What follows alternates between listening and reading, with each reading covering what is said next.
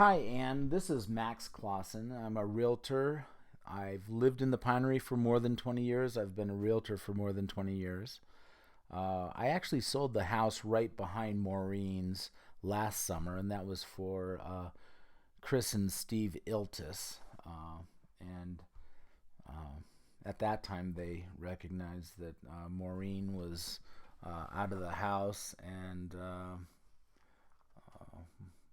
might be looking to sell. So I just wanted to provide to you a neighborhood snapshot. This isn't a full-blown market analysis, but it gets you pretty darn close to the values in the Pinery, specifically for these smaller ranches. So these are definitely on the small side for the Pinery, but it's a very nice setting, very similar to the one I sold last year.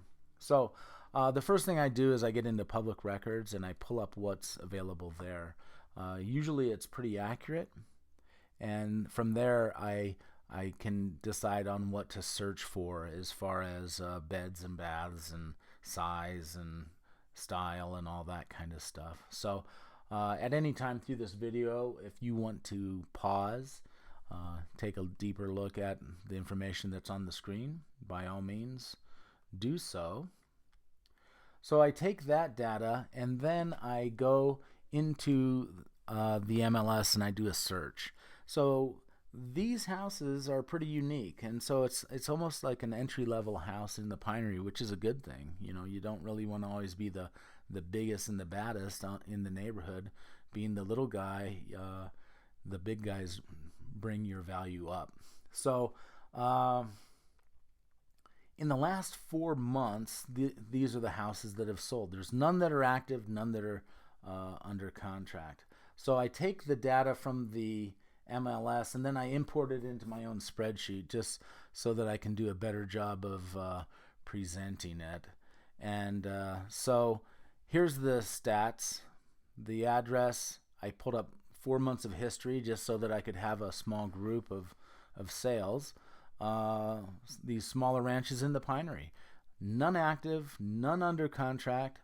So it's a good thing that if you in the near future, if you get this house on the market, it will be the only game in town as far as ranch style in this price point. So then I just calculate the averages. It's kind of unique that a house of this age, it's going on 35 years or so, that it doesn't have I guess it's 30 years, it doesn't have a finished basement. So the beds on average, those 3 that sold, they had finished basements, and that shows that you have the extra bedroom and an extra bathroom that is in the basement. The above ground square footage, look at that. These on average are within 4 square feet of the subject property. And the finished square feet, there's the discrepancy. All of these have finished basements, and Maureen's does not. The total square footage, hers is a little bit bigger.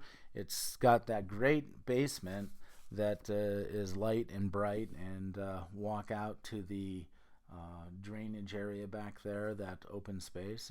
It's a nice area. It's kind of secluded. Sometimes people aren't used to seeing the flag lots where you have that long driveway and it's that shared common driveway. So I sometimes get a little bit of pushback on those flag lots, but again, it's the only game in town. So you either have to like it or go to a different neighborhood. And then on average, the prices have been $451. So this is just the raw data. I'm just looking at the numbers. I'm not looking at the finishes, the updates, upgrades, remodels, all that kind of stuff. Then I would have to incorporate some of these numbers. The lot size these are all really good comps. Look at the lot size is right within 600, 500 square feet, and the age, it's right in there. So in all of these ages from 88 to 78, they all kind of need an update and a remodel if they haven't had one. And I know that Maureen's was in pretty original condition. Uh, I can't really make a great estimate. I did pay attention. I bought some furniture there, some of her teak furniture. But I would have to, after you get everything out and kind of cleaned up, I would have to take a peek and see exactly uh, the condition and how things look after it's emptied out. So again, this is just the raw data. So what I want to do really quickly is I want to show you these three sold so you can kind of see what's going on in the neighborhood as far as how Maureen's house compares. So if we look at this one on Powell, and that's in the very back of the Pinery, and that one it got in a competitive bidding situation. They had it at 460 and it went up to 467 in 8 days on the market. 8 days on the market, so a week until they list or put it under contract. Now these are color enhanced photos, obviously. A little bit more trees in the front, and it has a front yard.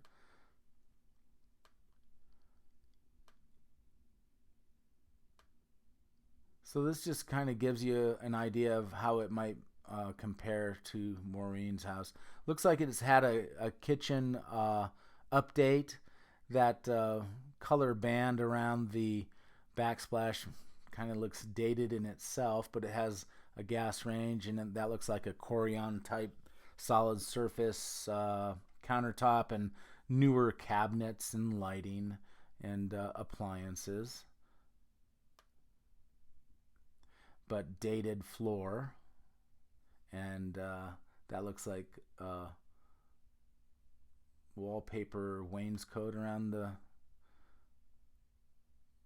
So I would say it's been updated but not remodeled.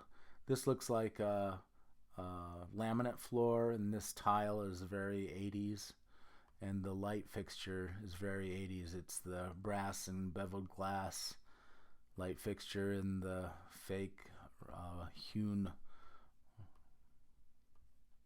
beams, and then it has this reddish color trim work, and that was called the stain pack from the builders, and they use high grade wood that was stain grade, not paint grade. Paint you can paint over knots and blemishes and things like that, but stain doesn't cover up imperfections in the grain. So it was a number one grade wood, but it's kind of aged and turned orange over time, and I know that from experience. My house had all that, and I've changed it out.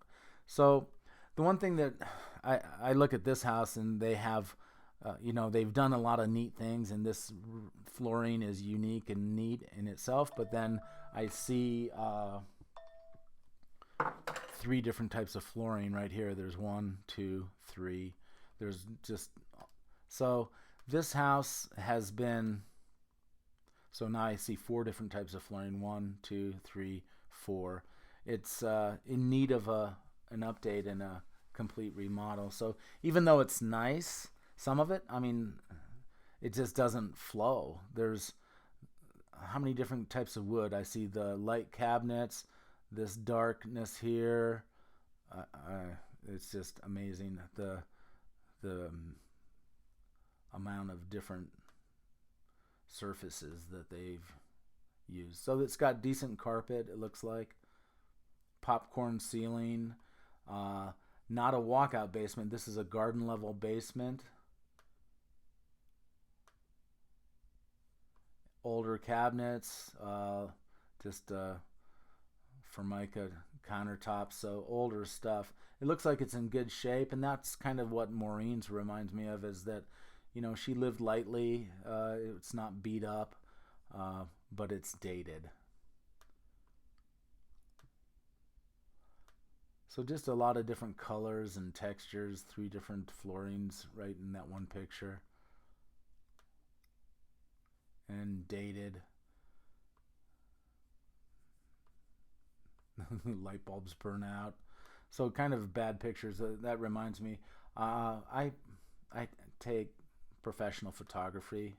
I have professionals come in, and this looks like it's laminate, linoleum, and kind of narrow rooms, and then color enhancement there. It looks like it's similar to the setting on Maureen's, as far as it opens to this. They're standing in this open space and shooting the picture of the backyard. So it's a very similar setting. So that one sold for $467. I'd say it's a good comp.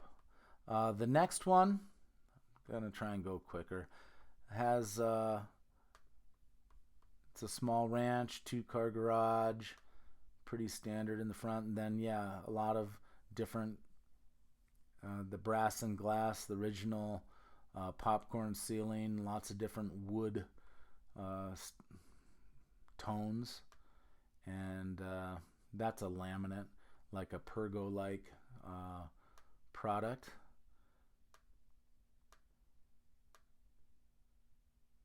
It looks like it has updated kitchen, but it has some kind of, it definitely still has some age on it.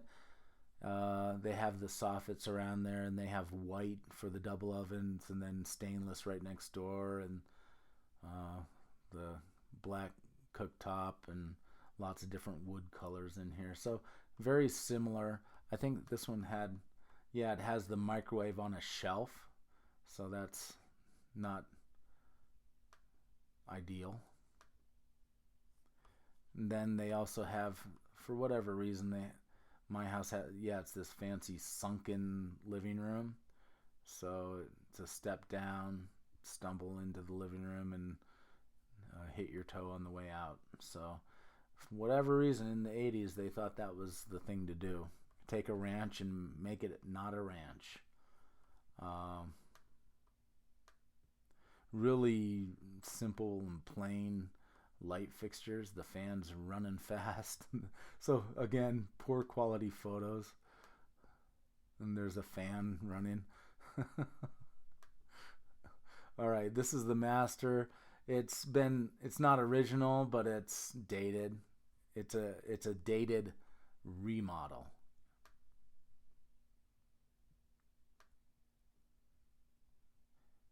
Garage.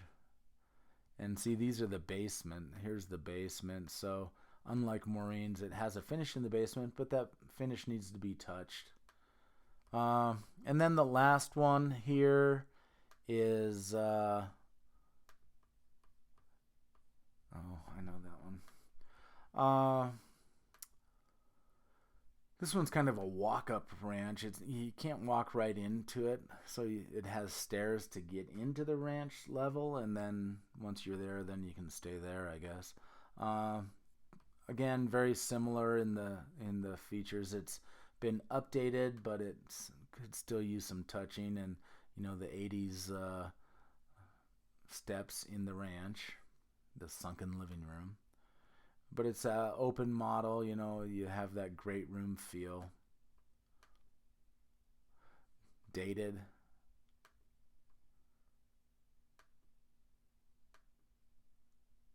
But it's clean and ready to move in, so very similar to Maureen's. Very dated. Look at the blue and white motif there. Blue and white. Here's the basement finish. The basement finish looks kind of nicer than the upstairs as far as it's more modern. Somewhat. So anyway, I think all three of those look very comparable to Maureen's. They all needed a little bit of, or they could all use a total remodel, to be honest. But they were all in nice shape. They were clean and ready to move in, and a young couple or somebody that wants just to move in, they could do that without immediately addressing issues. It's dated, but it's functional. So that gives you an idea of what is going on in the market. I also wanted to show to you my method of looking at things and analyzing things. Like I said, I've been doing this for 20 years in the Pinery. The other thing that I bring to the table, besides all my marketing on social media, internet marketing, it's very extensive. I was with Remax with Carolyn Williamson, if you recognize that name. She's a pretty prominent Remax agent in the neighborhood for 15 years. And things have changed. And the internet has been the change.